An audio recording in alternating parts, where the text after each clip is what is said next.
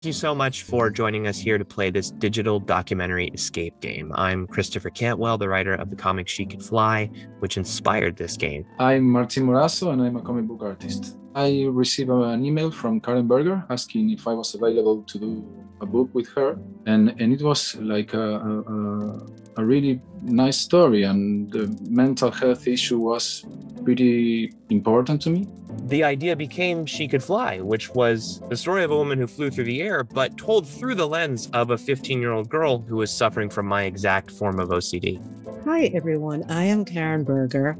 I am the editor of She Could Fly. Luna is, I think, an archetype for what it's like being a teenager. That feelings of doubt and insecurity, low self-esteem, worrying about what other people think about ourselves and worrying if we're going to make the right decision, and really just trying to figure out who the hell we are. The fact that Chris has suffered from OCD since he was a young child makes the story so much more authentic. This is a very personal story for me. So good luck, go forth, see if you can escape this game, and you might see me again knocking about in there as well.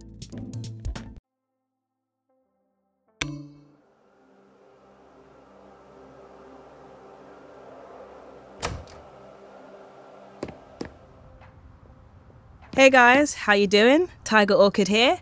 Good to see so many of you online, especially as I'm running a bit late today. Sorry. Hey chat, what's going on? I've got my caffeine fix, got my snacks. So we've got this new game, She Could Fly digital documentary escape game. All right, so we're gonna have to help each other out here.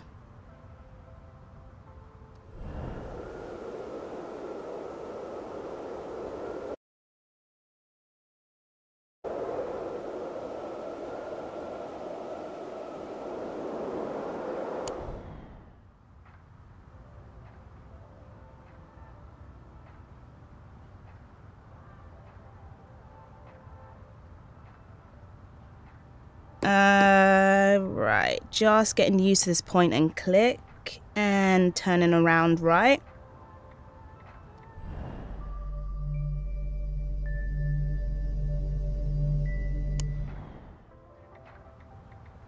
Okay, let's take a look. I love walking games, escape games, but I'm hoping there's no jump scares. Although I love horror games, I'm not that into jump scares.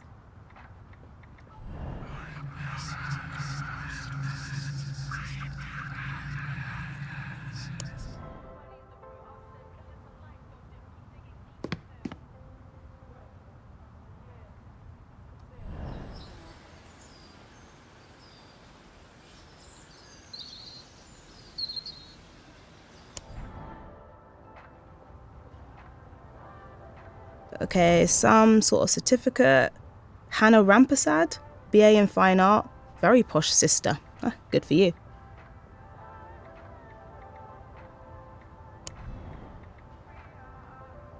Right, so let's go through here and take a look. All right, so it's not a creepy Victoriana horror house, or...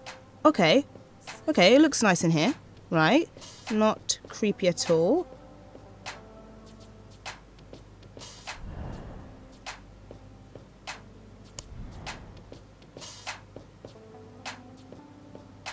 I think we should try the door by the pink elephant.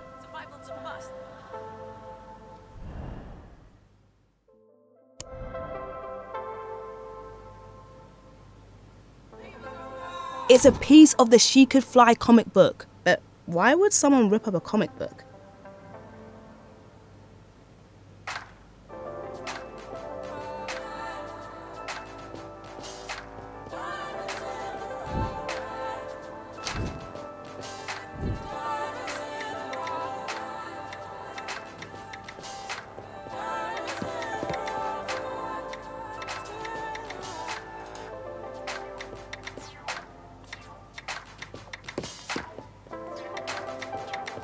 Okay, here we are. It's a letter.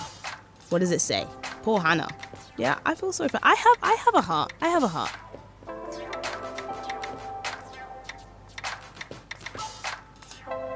Pleasant, within, gleaming, soft skin.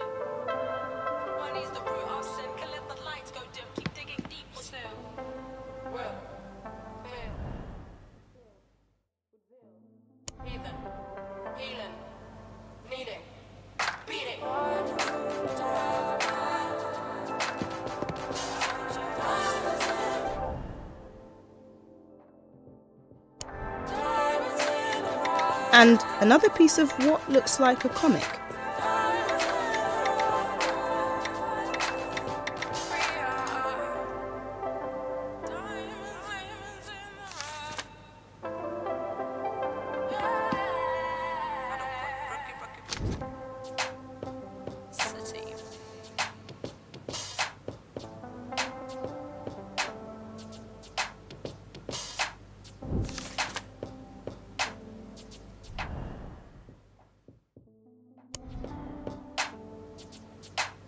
Hey, what's going on? Don't sit down. No.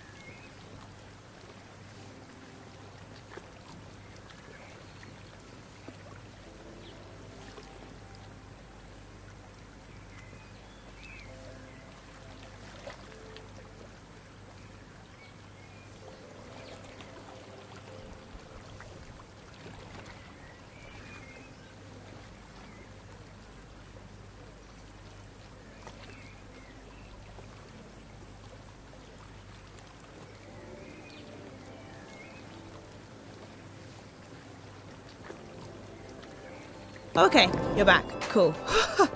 Woo! Just having a bit of a heart attack there. Look, I can't seem to hear what's going on when we sit in that chair, so it might be my headphones or something, but maybe let's not do that.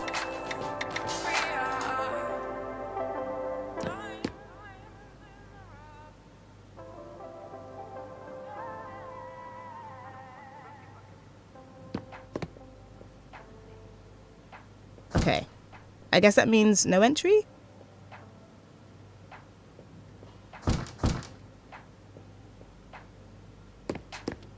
Okay, a pink elephant, cute.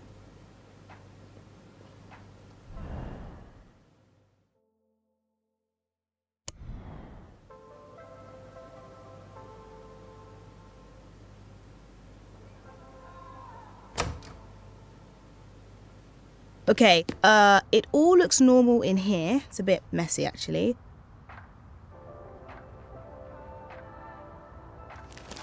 Well, look here, another comic piece. I prefer it when you find money in the mess.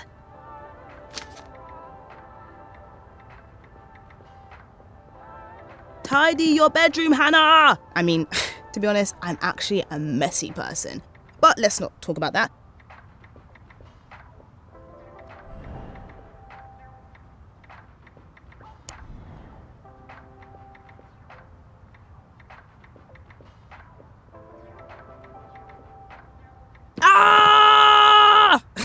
No, I'm only joking. I'm joking. Just pretend it's a jump scare. Sorry. I hope I didn't freak you out. The chat is going crazy.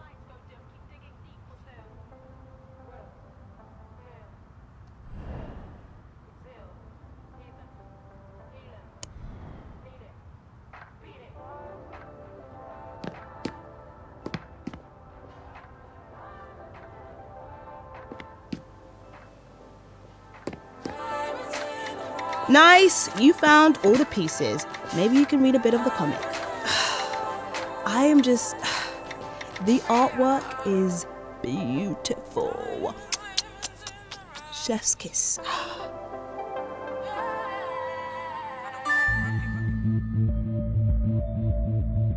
OCD is really interesting because it can present in so many different ways. I think the unifying theme is it's really about a fear of causing or failing to prevent harm to yourself or to other people. And the ways in which that can show itself are really varied. So worrying about checking things or contamination or causing harm. But the key thing is it causes people a lot of distress and takes up a significant amount of their time It's pretty common, so about 1 to 2% of the population is estimated to have OCD. The O part of OCD, the obsessions, are intrusive thoughts, images, urges, feelings, something that causes you extreme distress and anxiety. So they might be around the fear of harming people, the fear of being contaminated or becoming ill, the fear of acting sexually violent on somebody. They can literally be about anything, but usually they are against your morals or your identity or something that doesn't sit right with you, something that you fear doing. And the C part of OCD, compulsions, are the things that you do in response to the intrusive thoughts to try and alleviate that anxiety. So that can be anything from physical rituals such as tapping things, counting out loud, or mental rituals like avoiding certain situations, asking for reassurance, or ruminating.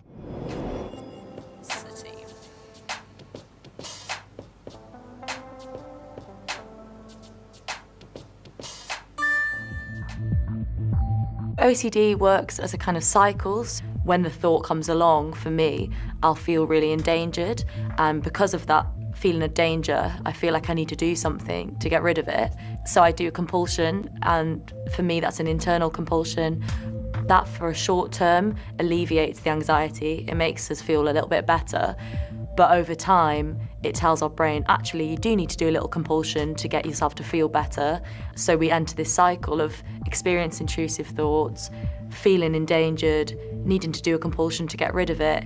So the cycle continues. I was actually studying abroad in Melbourne, and it was probably one of the happiest times of my life. And then I just got plagued with these really terrifying intrusive thoughts. I won't go exactly into the different thoughts, but yeah, they were just really, really scary and made me fear my own mind. I think OCD is like an overactive alarm in your head. It's like going around with radio fear on all the time. It really constrains your world, it shrinks it, and it makes you hyper-focused on things that don't matter to anyone else. When I first realized that what I had was OCD, it was quite scary because I had a certain idea that OCD was just about cleaning because of the way I grew up. I had only ever been exposed to the idea of OCD from obsessive compulsive cleaners. And my mum and I used to watch it, and she used to always say to me, if I don't clean my room, this is what's going to happen. What it feels like for me is that I'm in a boxing ring and there's someone else in the boxing ring and it's also me, and I'm relentlessly beating myself up and I can't keep my gloves up. I think I use that phrase a lot when things are just feeling overwhelming in my life, which is I just feel like I can't keep my gloves up, I can't keep my guard up, and so you just end up on the ropes, and I continue to feel like I'm being pummeled, right? And that my mind is being relentless with me.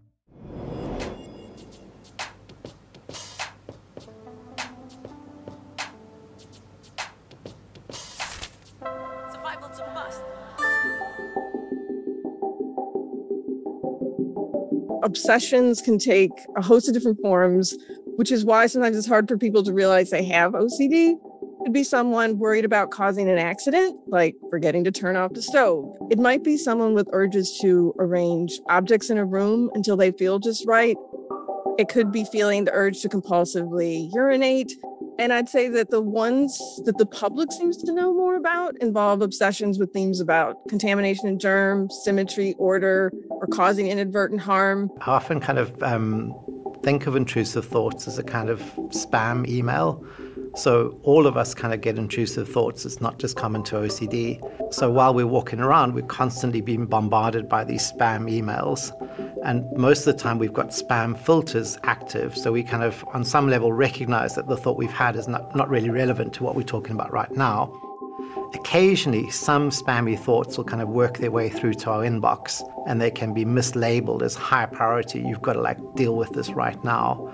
And that trips up a lot of people when they start worrying compulsively about something, that they take a sort of benign, spammy, intrusive thought and start to prioritize it and treat it like it's something that really is important and does need to be dealt with there and then. My first memories are when I was 8 years old. My dad had just died, and I remember I started to get these really anxious feelings, and by touching things, touching door frames a set number of times, saying phrases a set number of times before I went to sleep at night, kind of took away that fear. And that's why it's very important that people get the help at the right time, because OCD is like a bully. It is waiting for you when you wake up. It's constantly there, nagging you, telling you to do things, and the bully tends to grow and make more and more demands as the OCD tends to grow and gets more complicated.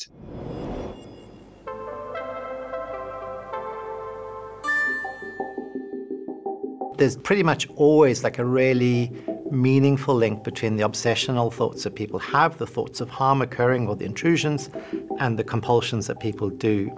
If, for example, you're having obsessions that you might stab a family member across the dining table, then the compulsion might be to sit further away from that person or to not be anywhere near a sharp knife.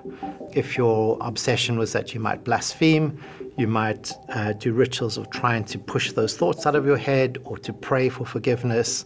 My first experience with OCD was when my mum would go to work as a teenager. If she wasn't home by 8 p.m. every day and it was like 10 minutes late, she was 10 minutes late, I would flick switches, I'd be super anxious.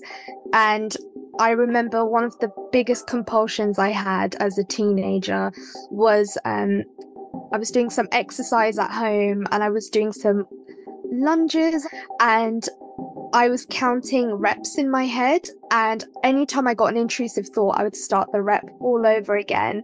And the next day, my knees were bruised purple because I was compulsively exercising. And that's when I knew something didn't feel quite right. When I was 12, 13, my mum got a brain tumour, and my OCD kind of manifested in, again, trying to control everything, but I never knew anything about OCD during this time. Absolutely nothing. It waxed and waned probably until I was like 24. This is when I was diagnosed. I had really bad health anxiety. I was convinced I was going to die and no one could tell me otherwise. I ended up having to go to a psychiatric hospital and stay for 3 weeks. And that's when they diagnosed me with OCD. I was doing so many compulsions to check for illness.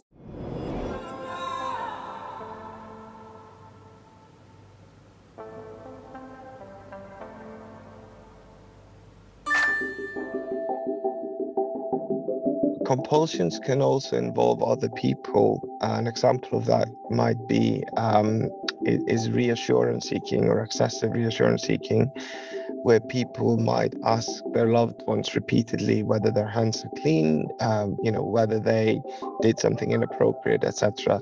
So that can become very compulsive and very time-consuming and interfering as well.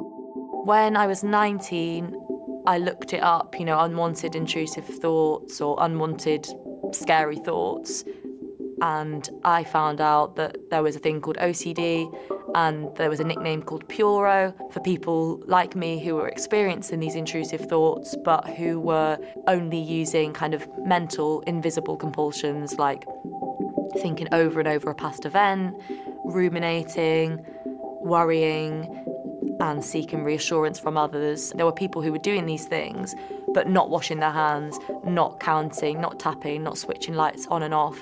People are often not quite sure why they're doing them, but they know that they do reduce their anxiety. And that's the first thing that they want to act on. Okay, well, that was pretty moving stuff. And they were real people, right? So watching these films, that's going to help us. Okay, can you hear that lock sound? Or someone's trying to tell us something. All right, let's get out of here.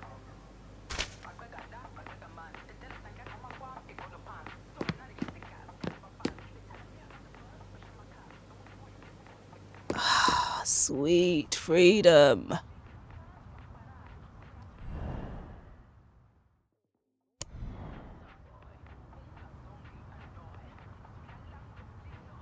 And I'm getting quite hungry. Maybe we can stop for some pizza or something.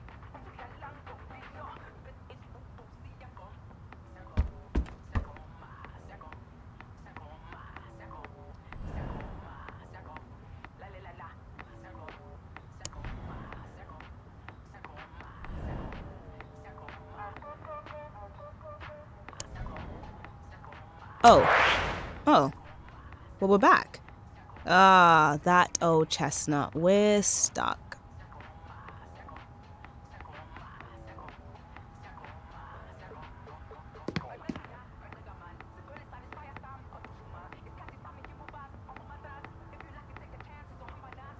Oh, they want us to find the comic pieces again. Oh, of course they do. Okay, all right. Let's try again.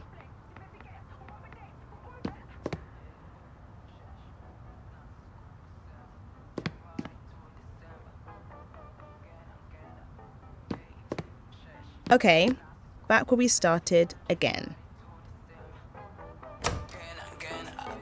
And back in the lounge. Okay, so we know what we got to do, right? Collect pieces of comic and put them on that plinth thingy.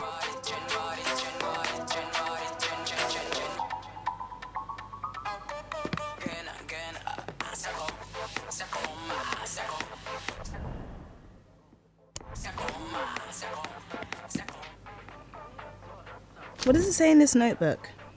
I guess it's Hannah's? I'm a failure. I'm never enough, and I let everyone down. What? Hannah's being a bit hard on herself. Or maybe not. Maybe it's true and she's just bleakly self-aware.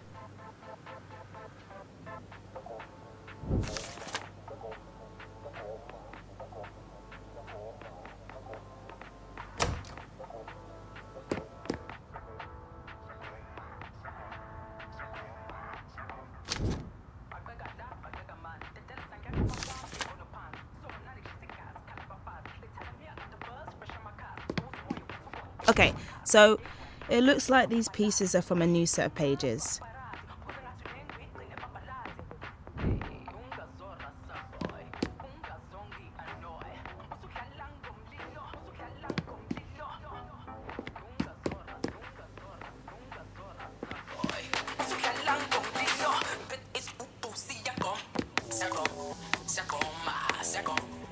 Oh, she loves her knitted birds. Look. A funny looking chicken.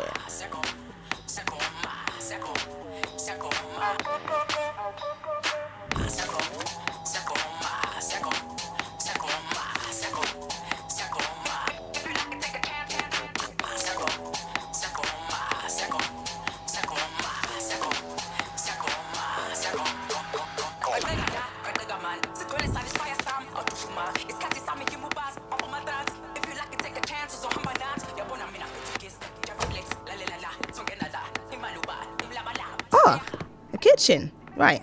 The kitchen is one of my favorite places. It's where the best parties happen. Okay, this card. Who is it from?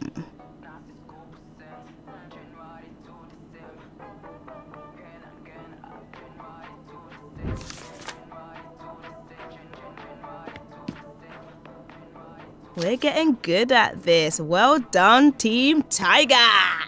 Okay, I'm never doing that again. Let's watch these films.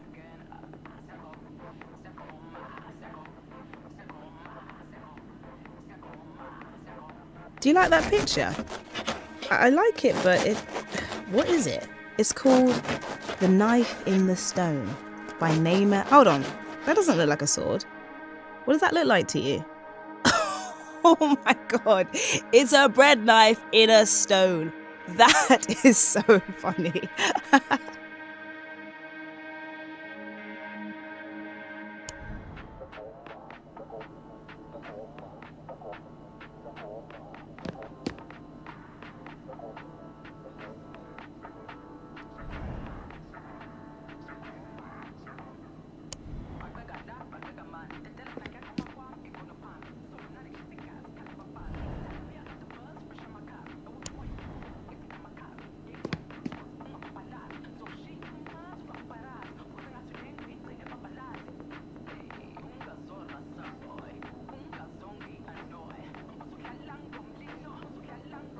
How does Darth Vader like his toast? On the dark side. Sorry. Okay, one more. What did the toast say to the psychic? You read my mind.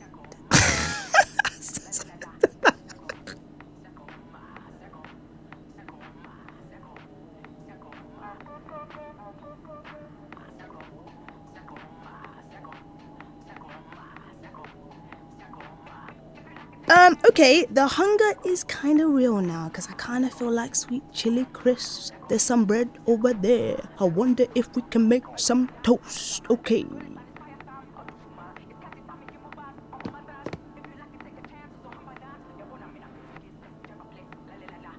Okay, the door has got a load of writing all over it. Okay, what are you supposed to do though? Okay, what does it say?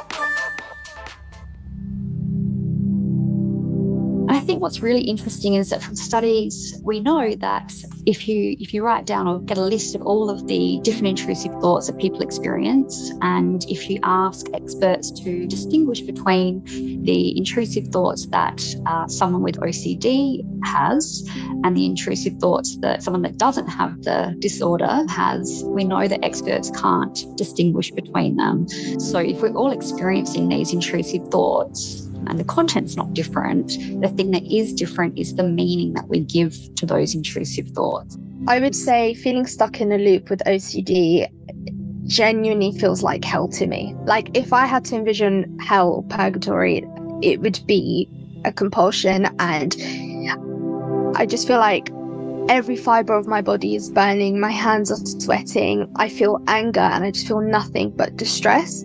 And as a result of struggling with OCD, I have struggled with some severely low moods, and it has taken me to really dark places where I would rather just not exist than be stuck in this tornado. It's like there's a hotel that I want to enter, but I'm just caught in the revolving door, and it's really frustrating because I just want to check in and I just want to get on with my day, and I can't.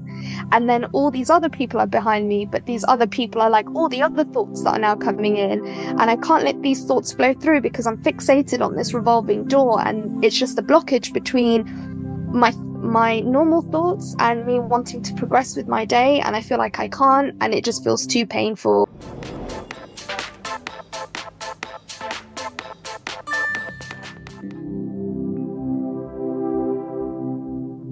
Fear and fear responses are absolutely vital for our survival, but anxiety is as well.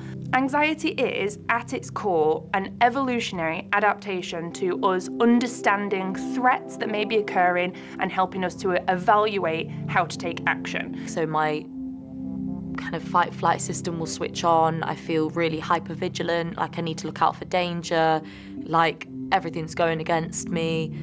Physically, that feels like my heart racing, sweating, feeling quite claustrophobic, feeling quite stuck, and needing to kind of get rid of this feeling that's horrible.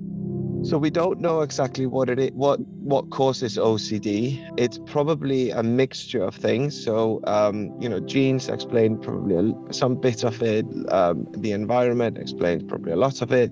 And then, people's experiences can also play a role.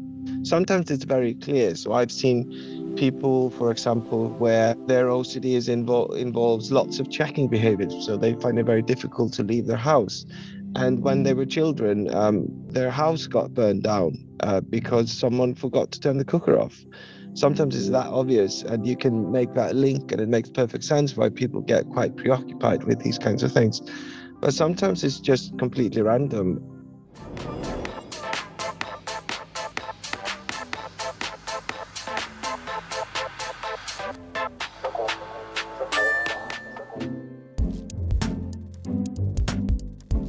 It makes me very, very angry when kind of famous people are saying that they're a bit OCD. It's so offensive. It's unbelievable that people can do this. You would never say this about any other things, like, oh, I've got a tiny bit of cancer. That's great because it makes me thin.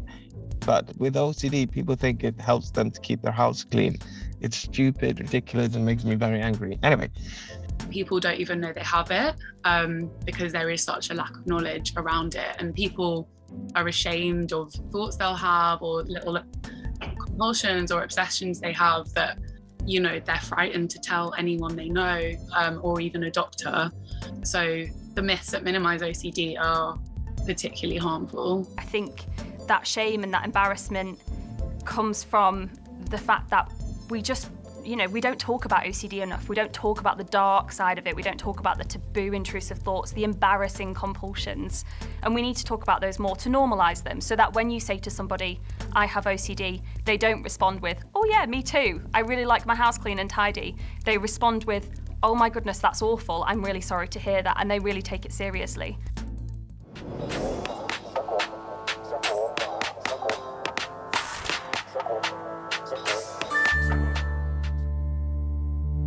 Harm thoughts can be, sometimes people fear causing accidental harm. So that's where you're worried that, you know, you might leave something like the stove on, something dangerous on at home. So there's that kind of fear of accidental harm. There is the fear of people causing purposeful harm. So this can take the form that you see with Luna, where you might worry or have thoughts. You might just have these images of harming people that you love the most, in the most gruesome ways. Or that you're going to be to blame for like a mass incident of harm, or that you have harmed, so that you see a newspaper article that says there's been a school murder and that you worry that you were somehow involved or somehow to blame or somehow caused it. OCD seems to turn what the sufferer finds most objectionable into obsessions, then vilifies the sufferer for having them. So people with OCD are naturally people of good conscience. Because the disorder leads them to doubt their goodness, they perform rituals to compensate for any badness and to prove their obsessions are not intended. I think that the important thing to really understand is that OCD is the opposite of who you are. So it's the opposite of the values that you hold. It would be the loving parents that develop OCD around harming their children.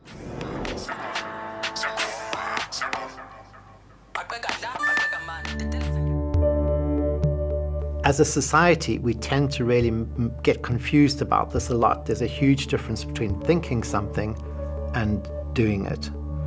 And this is what scares a lot of people with OCD. Just because I've had a thought, does that mean I either want to do it or might be capable of doing it or have actually done it and I can't remember?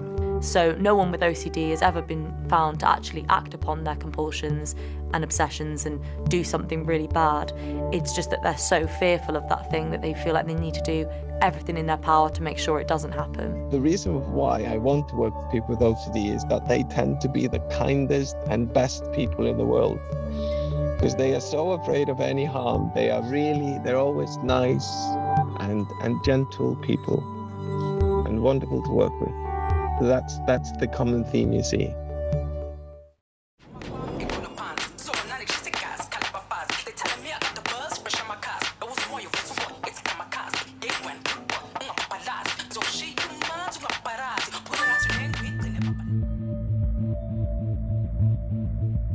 Stigma is grounded in the stereotypes of society, and stigma involves sort of separating others from us, and it can lead to distancing. So when people think that they don't want to be friends or neighbors or work with people of a certain group, and that can lead to large-scale inequality. You know, there's nothing positive about being OCD. OCD is debilitating and it steals people's lives away from them. And so when there's OCD jokes are made, it really kind of trivializes the severity of the condition and it perpetuates the stigma, and it makes it much more difficult for people to open up and to talk about OCD and to seek help for their problems. Helping decrease stigma is massively important. More powerful stuff. Wow. Okay, we've watched some videos, we've learnt some things. Great. Wait, what was that noise? Did you hear that clang?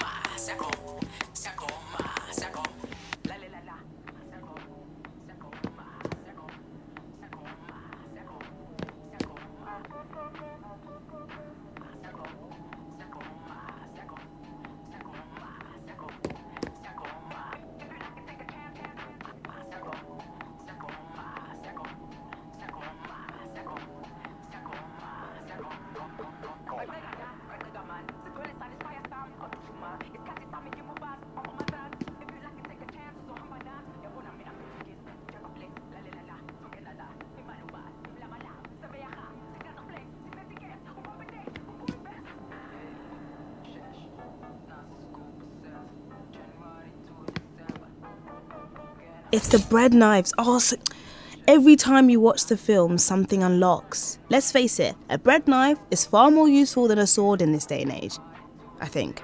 Okay, I know that kind of sounds like I've confessed to something. Please don't get me arrested. Look, I just want some toast. I'm hungry. Come on. Toast, toast, toast, toast.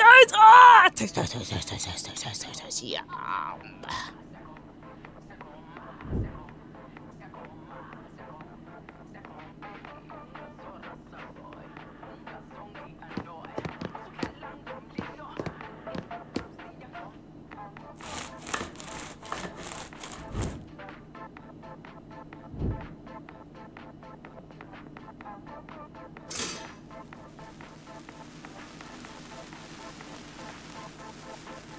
We burnt the toast. Oh, what a genius.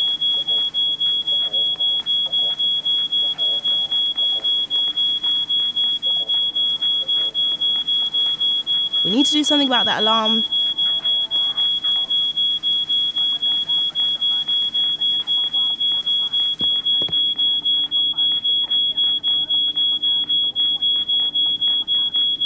Okay, can we just switch off that alarm?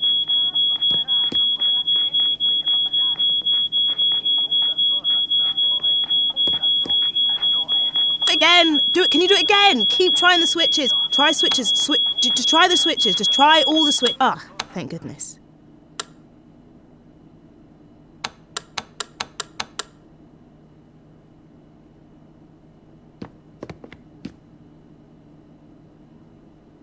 Wait, is that a washing up sponge? No, I'm pretty sure I put bread in that toaster. Wait, is that how we make sponges? Great, we have a sponge. I'm not that much into cleaning. Anyone else feel compelled? Be my guest. Oh, all right. That door with the writing on it. Have we got to do something with that?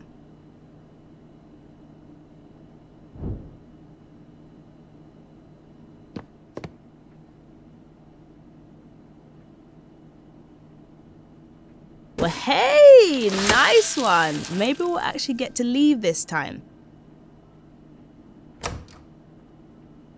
How did the hacker escape the police?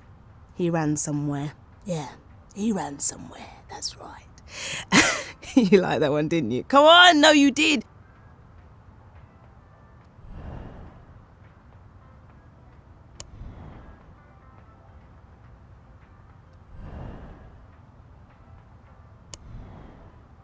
Okay, yeah, we're free. I want to go to the cafe and get some unburnt toast and tea. I mean, I'd love a cuppa. It has to be Yorkshire tea though. You know, all the rest are kind of substandard. Yeah, sorry, said what I said.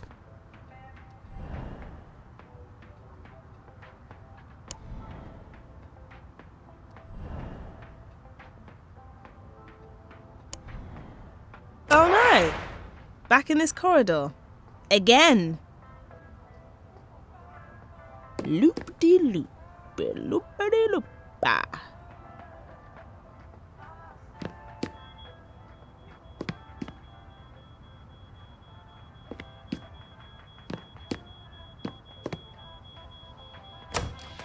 Okay, we need to find the comic pieces. Let's get to it.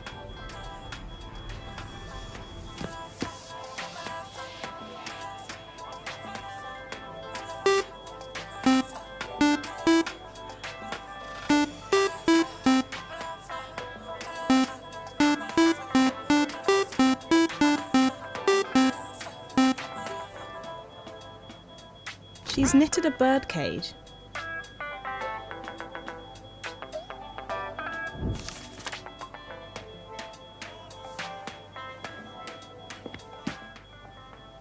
Hannah's notebook again. Do I love Ash? Do I love Ash? Do I love Ash? Reasons I love Ash. They like comics too, loves dancing, horror film fan, loves nature docs. Reasons I don't love Ash? I'm not sure. I'm not sure. I'm not sure. Shame. I reckon this Ash person is going to be a history soon. You're going to be sure, right?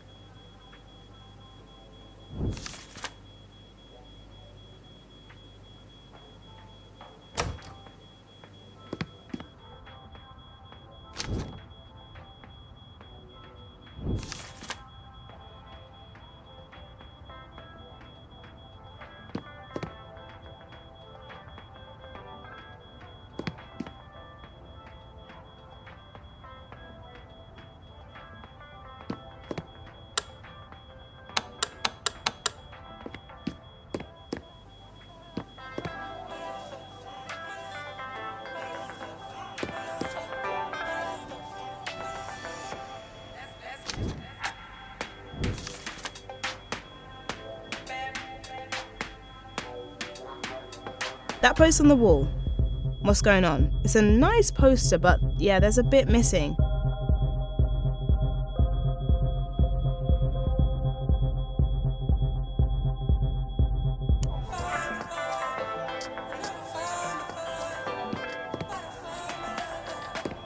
What's going on in the kitchen? You take a look. No, take a look. No, you go first. I'm kind of scared.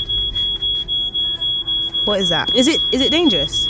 I don't know. I mean, it's not coming at us with fangs or a sword, so I guess it's okay. Not scary, just unsettling. And it's floating. Okay, floating things I do not like. Kind of make me feel a bit, I don't know, off-centre. I don't want a hoverboard.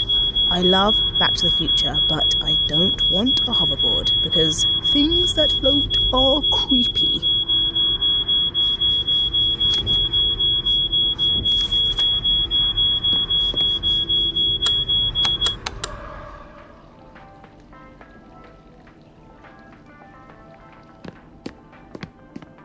The drawer of lost things. Ah, I feel like I want to crawl into a drawer like that sometimes. It's actually made for me. I do feel lost sometimes. Tiger Orchid coming to you with her emotions. No, seriously, I'm actually sharing. Okay? Team Tiger. All right, I'm okay. No more emotions.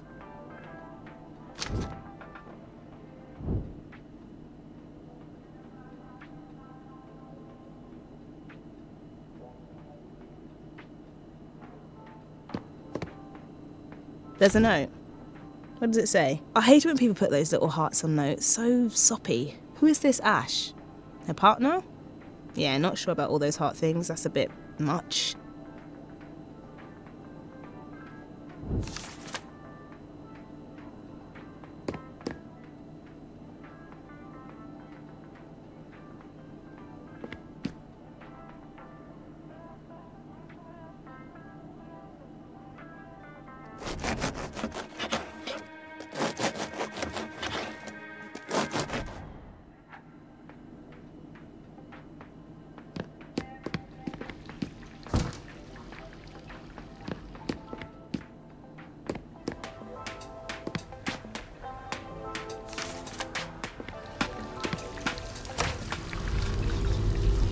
I understand what I'm seeing is supposed to be water, but does it resemble real water? No, it does not. CJ water, you know, it's tricky. Any ideas how to stop the tap running?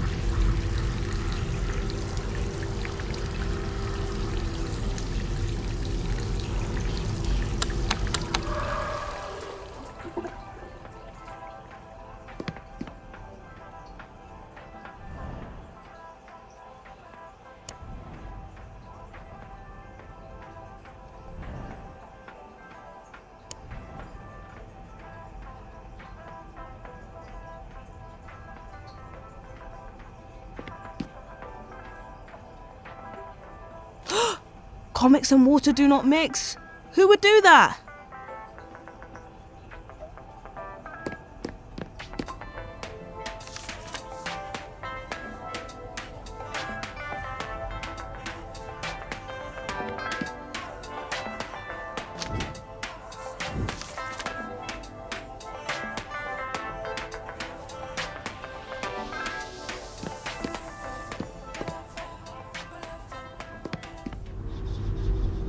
Oh, this is wild.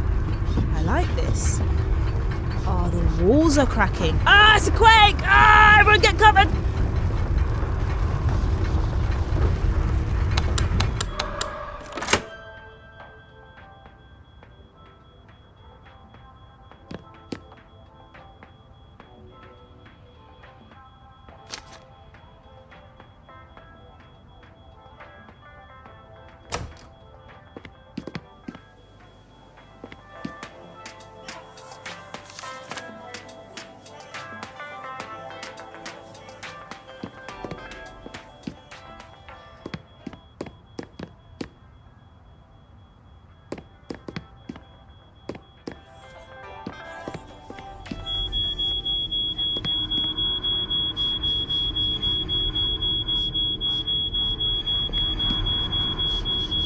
Oh, that was pretty fun. I like that. A flood, a quake, and spooky monsters. What would we call them? Creepy monsters? Nah, that's kind of too Minecraft, and I don't want to be sued, so... Fear monsters? Yeah, I like that. Fear monsters.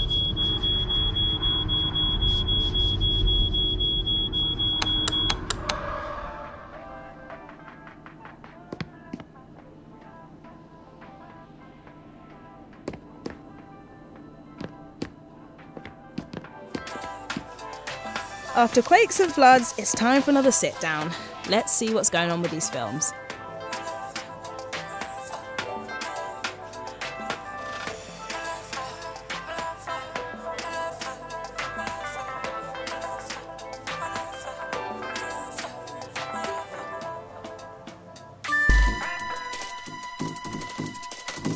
It seems like Luna's putting her pin in her finger and doing it in a certain order and twisting it around as kind of a compulsion and something she has to do in a certain order, which I can relate to because when I'm doing compulsions, it often feels like I need to do this part first, then that part, I need to ask this, and if they don't reply that, I need to ask this, or I need to move this in a certain way.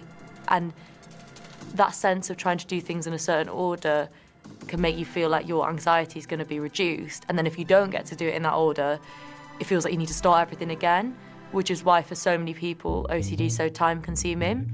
I was only diagnosed with OCD when I was around 16, but I can think back now to being 7 or 8 years old and probably showing symptoms of OCD which I kept very hidden, which a lot of people with the condition do because of the fear of the embarrassment or shame around it.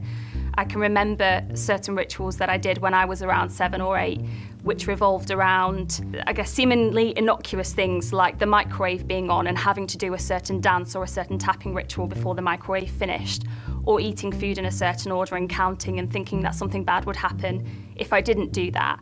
So if children are kind of presenting with OCD symptoms, it doesn't necessarily mean that they're going to go on to have chronic OCD. For many children, it's just a passing phase of doing rituals, and that's pretty normal to grow out of that. Also, though, however, children are often worried about disclosing the thoughts too, and they might not always be that great at being able to articulate what the thoughts are. So you probably tend to notice it more in their behaviors. So tapping things, touching them, blinking, lining up toys at night. These are some of the rituals that you might see much more in childhood than in adolescence or adulthood. It's shocking. I mean, sometimes people wait 17 years.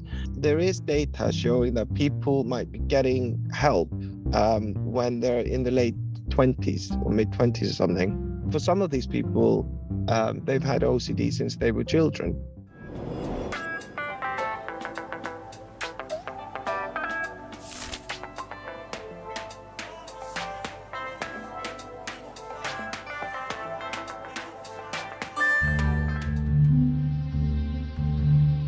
The pink elephant paradox to me is the idea of your brain almost involuntarily does things without you even realizing. So for example, when people hear don't think about a pink elephant, the first thing that pops into your head is a pink elephant. And that's one of the best ways to describe OCD. You tell somebody to stop thinking about a certain kind of thought, but if the thought worries you and the thought is alarming, it's going to keep being thrown at you.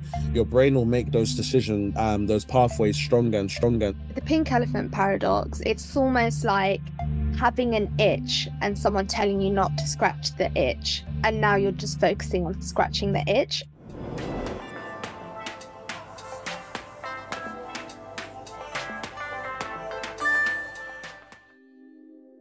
I just got to a point where I was in a room and I just couldn't get out. Everything was too scary.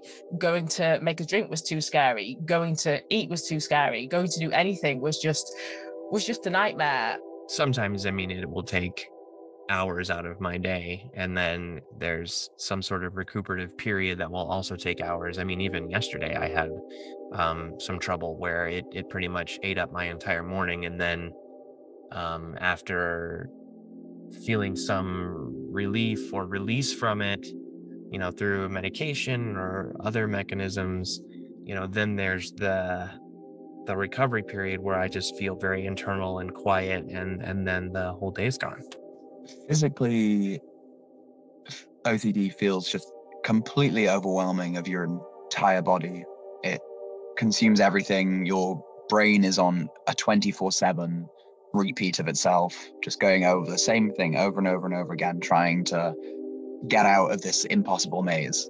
It just becomes completely debilitating. You can't think about anything else. But I also it's never stopped me from going out or anything.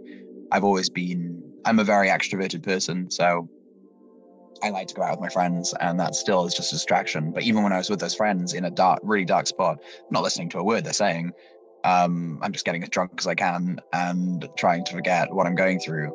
Over the years, I've built a kind of toolbox of things that can help me get out of it. I think that first and foremost is distraction. Oh no, this is horrifying. There's more than one of them. You might be cheap, but you are also nasty. Fear, Monza, frenzy.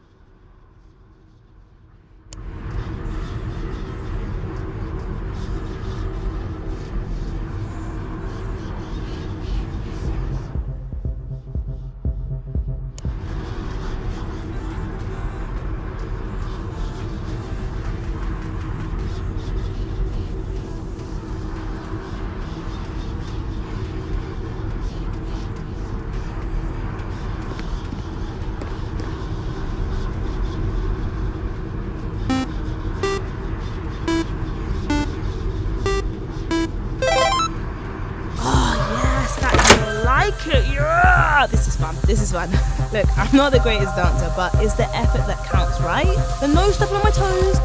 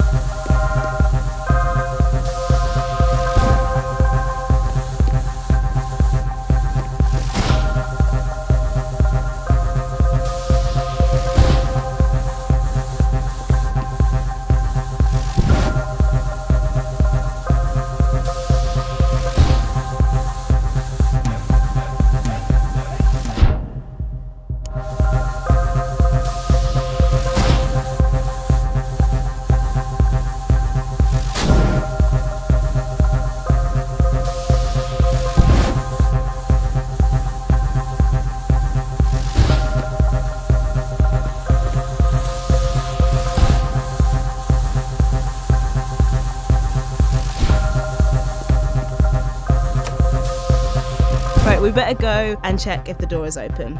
We can get out of here and go clubbing for real, buddy. How many times have we been around now? 3 times? Okay, we must be close to the end. If we loop back around again, I've lost control. What? We're back here again. Is this still fun? Like, I'm not sure this is fun anymore. We have to get out of here. I feel so tired of this now. I just want it to stop.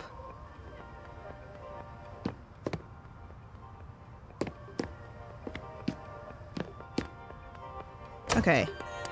What is going on here? Is this a joke? Just as I thought I wanted to leave, you make it look fun? Oh, a 90s arcade. This is amazing. It's the Notebook. Let's see what Hannah's thinking now. I didn't want to contaminate anyone with all this badness inside of me. Oh, that's heavy.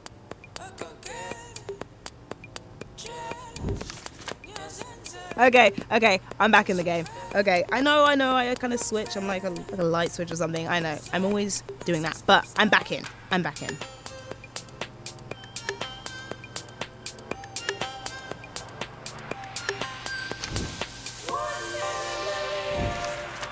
Okay, we got some money. Let's get this show on the road. Yeah, that's right. I can do a posh British accent.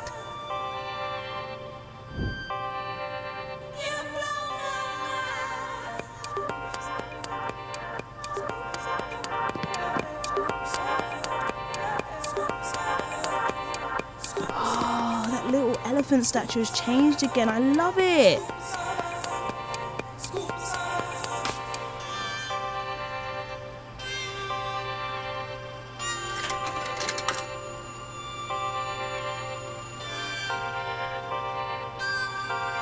Woo! The comic pieces are in the game, and that's pretty fun.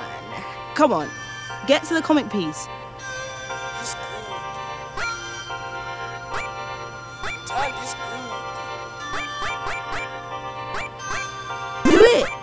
Do it!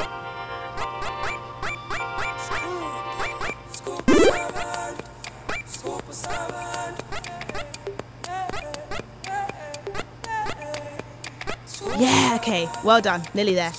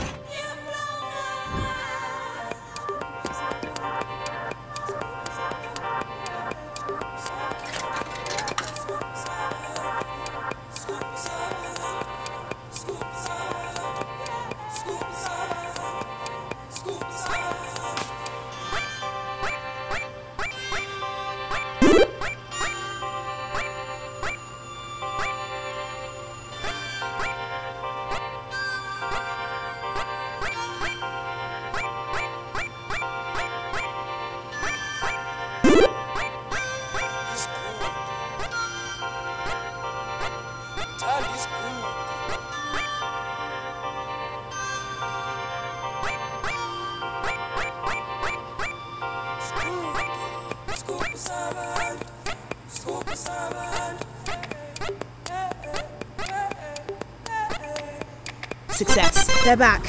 Quick. Let's get the comic pieces in place and go watch the films.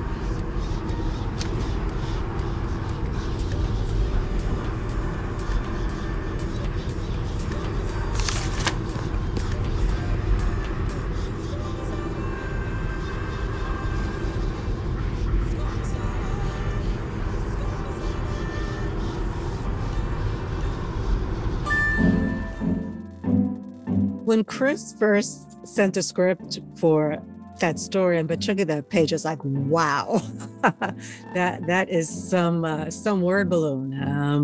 I don't think I ever edited a story that had so much dialogue in one balloon, but it was perfect. When Luna's in the car talking to Verna and finally just says all the things that run through her head, to me, that was a scene where I wanted to show how overwhelming that really would be to someone who's not suffering from something like this. Like if someone were to say, which they often do to people suffering from something like this, like, just tell me what's wrong, or it can't be that bad, or what is it?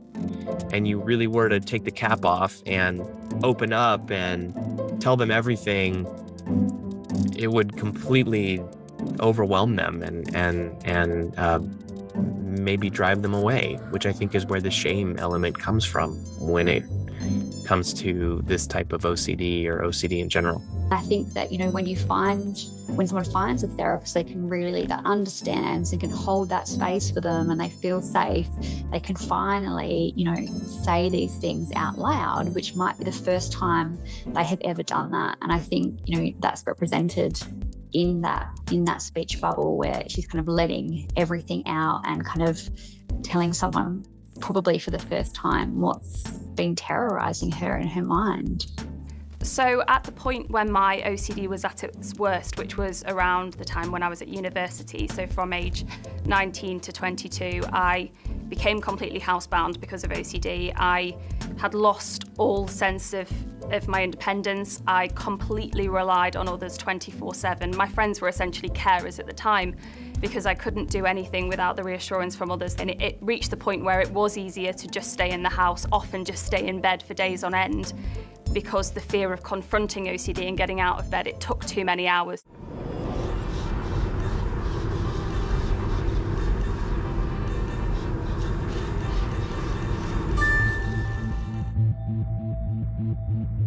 It was only at a point during university where I started to see the severe impact that my mental health was having on my family and on those closest to me, where I thought, okay, well, I need to do something for them because I'm not just wasting my life now, I'm starting to really impact on my loved ones. And that's when I went for a course of cognitive behavioural therapy with exposure and response prevention. That was the course where I really absolutely gave it my all. I threw myself in at the deep end. I did the scariest, to me, exposures. CBT is cognitive behavior therapy, and it's the type of therapy that we offer at our clinic. And the reason that we offer it is it's an evidence-based treatment, so it's been proved to work. And we know really clearly it works really well with OCD, and we're going to help a significant proportion of people using it. ERP is exposure with response prevention, and it's really the active ingredient in it. So it's about helping people to face their fears. The best way to get around an anxiety is to face the thing that you're afraid of. So if they're worried about contamination, we might be encouraging them to start to sort of touch more surfaces and discover that nothing bad happens to them or people around them.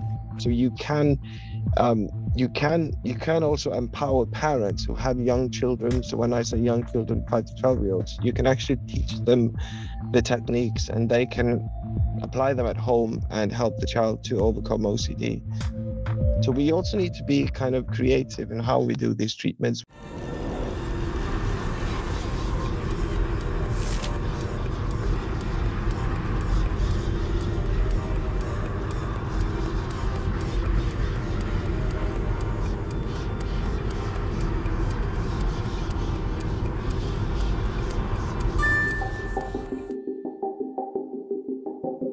I was very, very lucky to get referred for CBT with the NHS. And I had about 18 months, really intense therapy.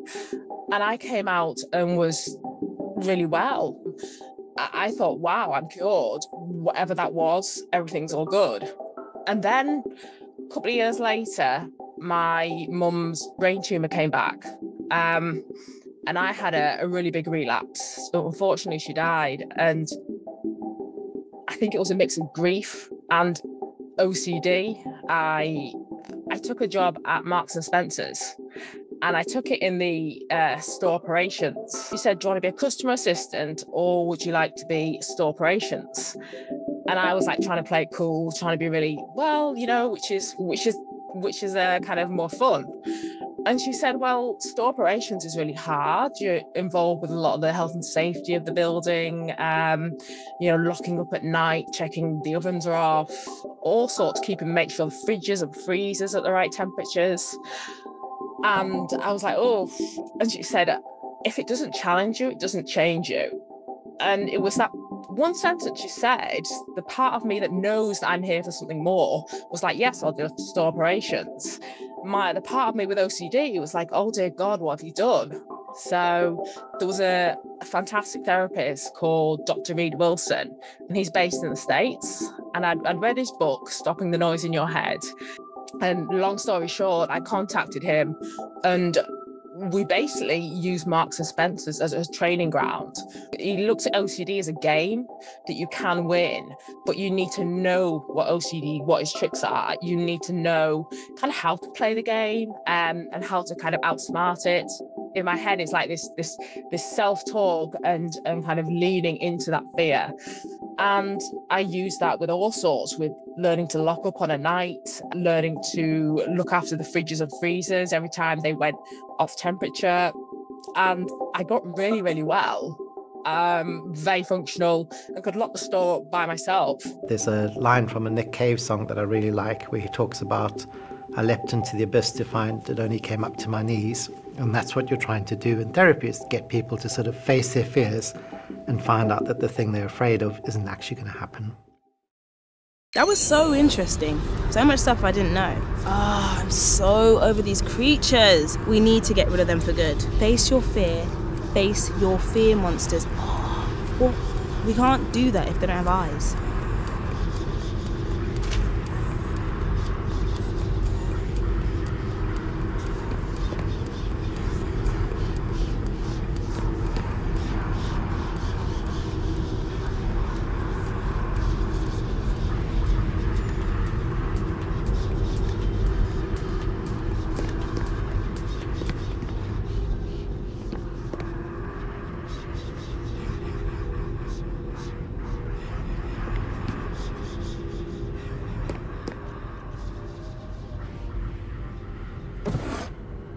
I love googly eyes. They're so useful for so many things. Okay, so what do we do with these?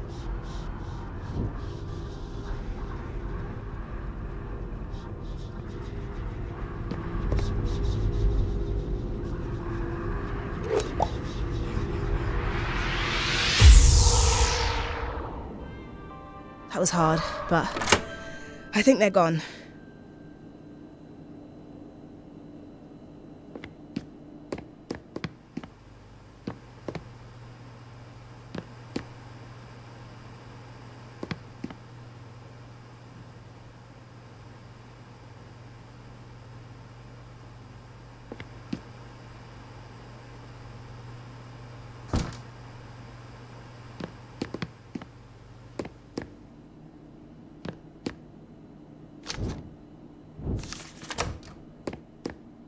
We did it! Yes!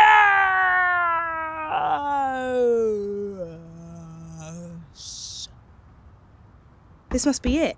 We faced our fears. We're finally getting out of here. We did it! Yes!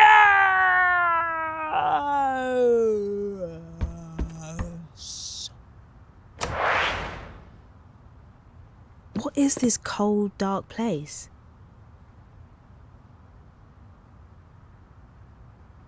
What did we do wrong?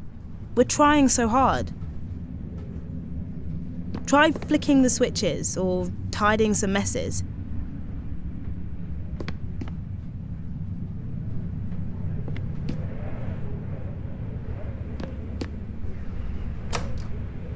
Okay, that's unusual. A phone box in the room? Let's just keep focused. That phone box is a red herring. Look, It's obvious, it's literally red.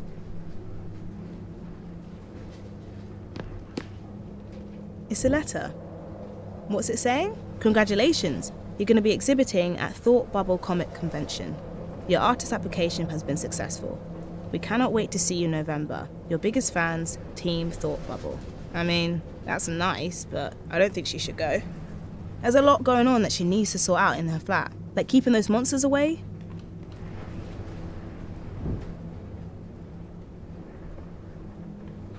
Ignore the phone box, this is not going to help us.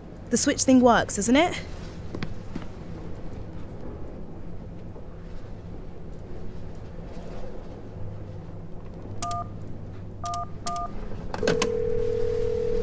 I'm sorry, the number you dialed is no longer in operation. Please dial the new number. Repeat, please dial the new number.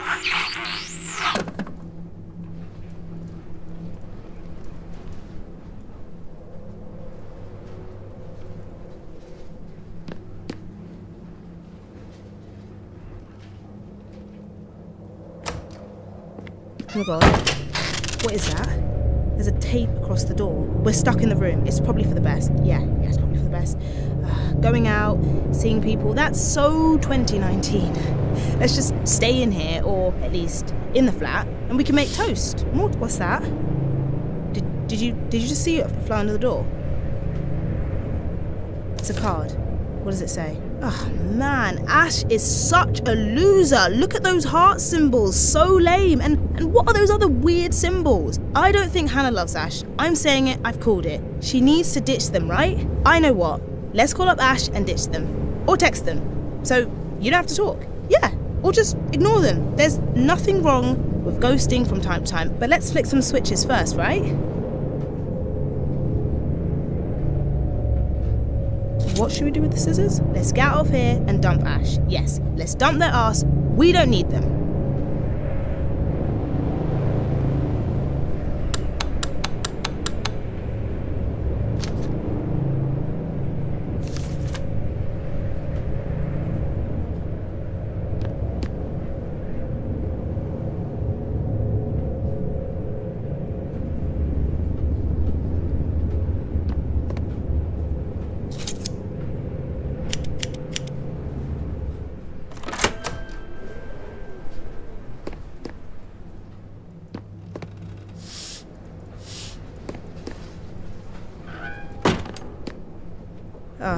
Okay, it's got Hannah's name on the jumper.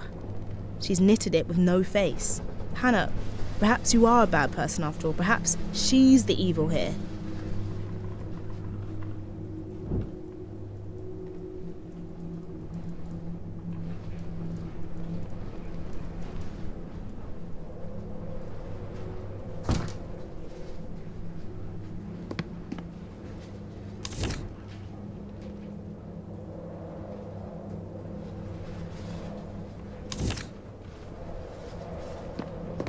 Another card.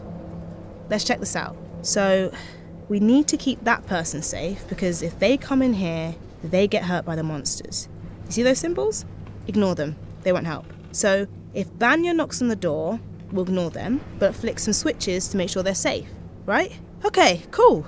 We've got this. Come on, let's ditch Ash, then we can just go to bed and sleep. Or put the disco music on?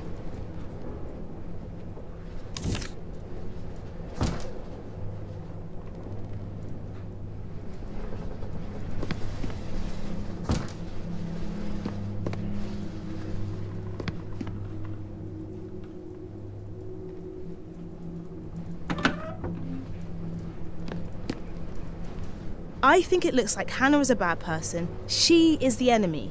This is such a clever game. We thought that she was a hero, but she's the enemy. Okay, now I get it. Let's ditch Ash to save them from Hannah. And flick the switches so we're all safe from Hannah. Cool.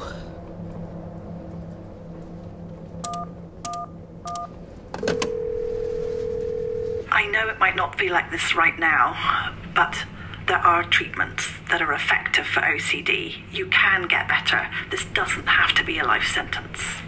OCD thoughts can be utterly overwhelming, and it can feel like you have no space in your head for anything else. But there are treatments that work, and people who can help you recover. I understand that these thoughts might make you feel like you're a bad person, but you don't choose those thoughts. They're part of your OCD and they're not part of you. These thoughts aren't your fault, and you deserve support to help you recover.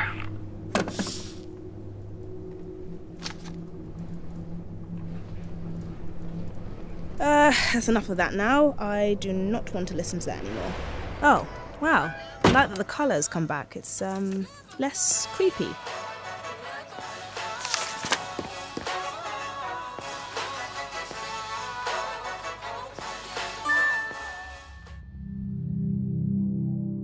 When Luna talks about the intrusion becoming whispers, that's exactly what we kind of, would expect within OCD treatment. So the aim is never to get rid of the intrusive thoughts at all. It's to change the meaning that we attach to them and the interpretation of those thoughts. And once we do that, those thoughts can be there, they can be in the background, and naturally over time, that paradox occurs where they do just become a whisper. The comfort zone is a huge lie by OCD, that you've somehow been convinced that you're comfortable because you're feeling anxiety. It doesn't make much sense to me. Surely, I think there's that saying, life begins outside of your comfort zone, and that applies to everything. The other thing about rituals is that they're often fake friends. So they promise people, if you do this ritual, I will make you more comfortable, or I will make you more safe. And actually they don't do that at all. They just maintain the sense of threat. So they promise a lot and deliver very little. It's a fake kind of comfort, really.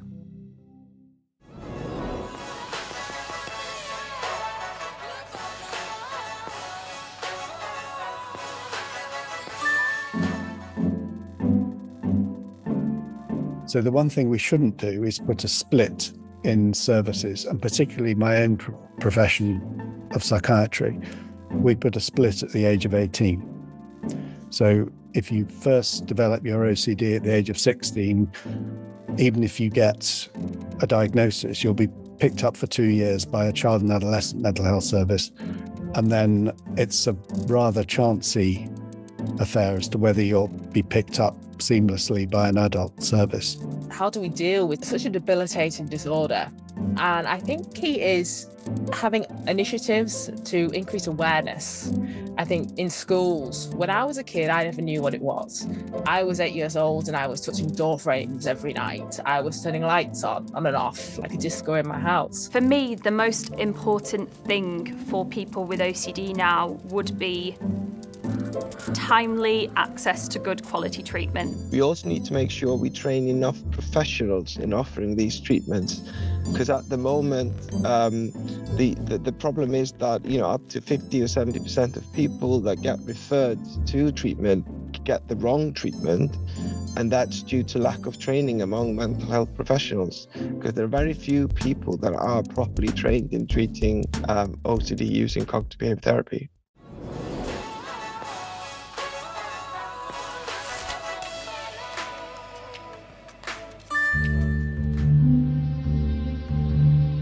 One of the really rewarding things about working in this area is that on a daily basis we see people getting significantly better or completely better, and it's entirely possible to do. We've got some really great treatments. The therapy works really, really well, and if you put effort into it and really push yourself, you can make huge progress with this. Luna is obsessed with the flying woman because she recognizes a freedom in what this person is doing and a liberation in what this person is doing. And if there's anything that Luna is dying for at the start of the story, it's freedom and liberation. Obviously, it's from her own mind. And she soon discovers that the flying woman is looking for the exact same thing. That for some reason flying has stuck in her craw as a possible answer to her own mental struggles. And there is something just so kind of iconically and symbolically liberating and freeing about flight, right? It's how we look to birds and how we use airplanes and all of these things, and Superman and all of these kind of comic book things that we've seen in iconography. It speaks to an ability to be free from the shackles of gravity and reality in a way. And for Luna to be able to take that leap, both, metaphorically and literally, is a huge moment for her. And the joy and the exhilaration that she feels when, she can experience that is a beautiful thing.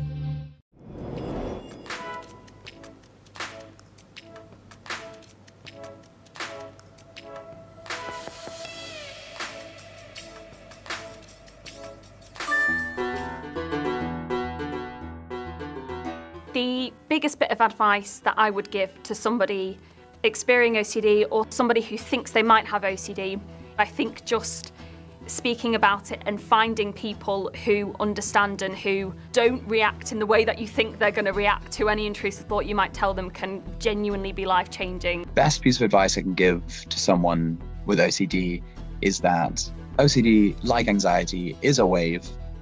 It goes up, but it has to come down. So ride out the hardest part of it, even as tough as it is, because it does come down, and the more you work on your recovery, those waves get smaller and smaller, and recovery is inevitable at the end of it if you put the work in and look after yourself. When you get the right and proper help and you surround yourself by the people that love and care about you, you can rebuild yourself. And one thing I've had to learn to realize is that I'm not going to wake up one day and suddenly be happy. That's not how happiness works. Happiness is a skill I've had to work on. I feel like over time I've been able to navigate through it. And it's just a case of giving yourself compassion and just making space for those uncomfortable feelings, because there is no end goal to be fully healed or resolved. I feel like that's a bit unrealistic. I think that's the beauty of life, kind of navigating through a journey. What was that about destroying the comfort zone? Where is your comfort zone? It's Ash. Get rid of Ash and your mum and your friends. You don't need any of them. You will ruin their lives. The only way to keep them safe is to ignore them and keep them out of your life.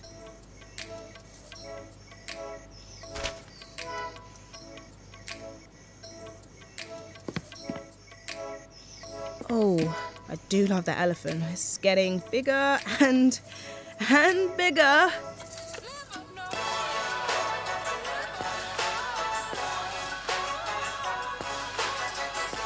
What's this? A crow, or is it a raven? I mean, I don't want to worry you all, but crows symbolize death, danger, misfortune, and illness.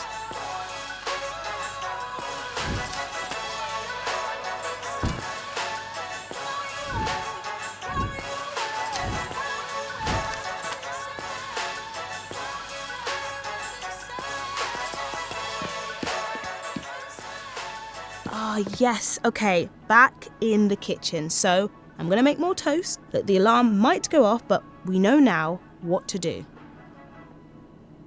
Look, another bird, an eagle. I think we can put this in the bin.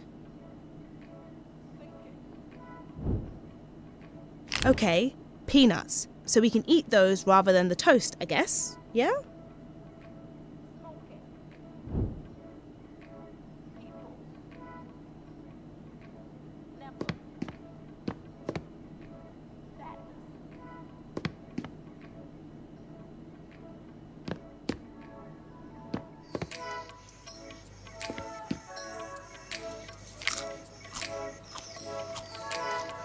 That's not good. Let's get back in the bedroom and have a sleep.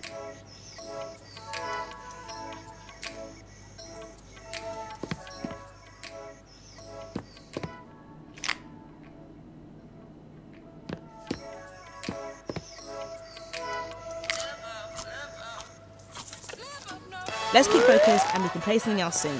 We can do it here. We don't have to leave.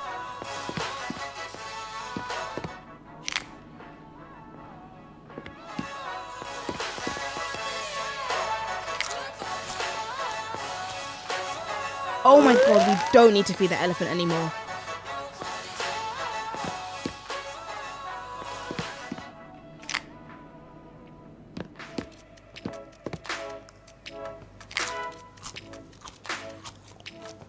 It's getting bigger.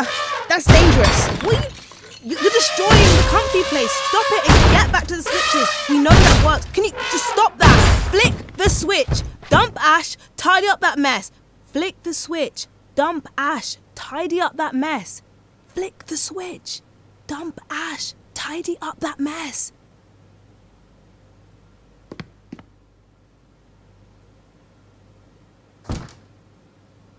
That trapdoor is going to be, well, a trap. We're not going to fall for it. We need to stay away from trapdoors. Don't do...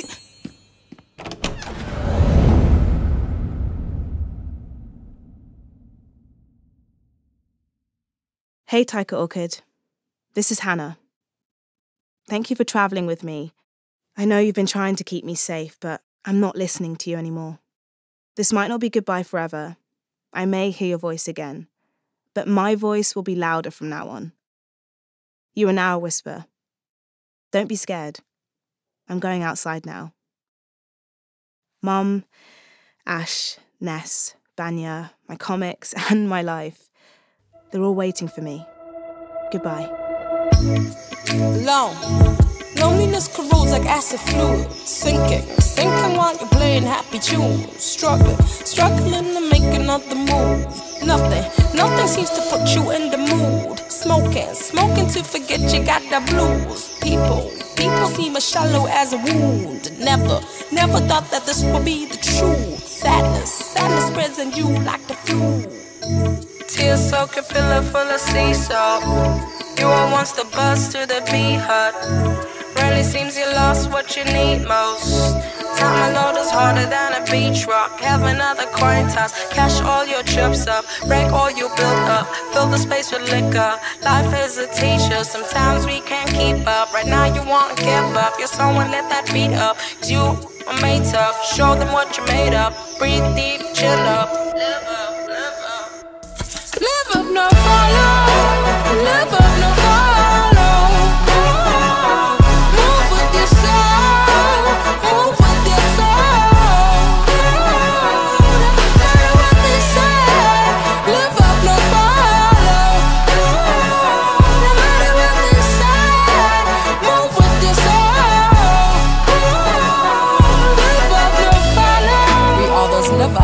Stick my neck out to get close. Trust my gut, then follow. Instincts never let me go. I've come to terms with my ghost. Spit more truth in my post. Say real things through my jokes.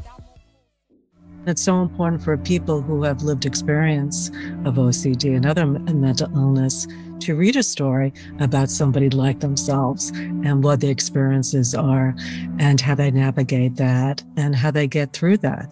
It's complicated, and it's uplifting, I think, as well. And that's, I think, the beauty of the story and what Chris and Martín have been able to achieve. Thanks again for playing the game, and don't forget to pick up the comic books to find out what happens in Luna's story.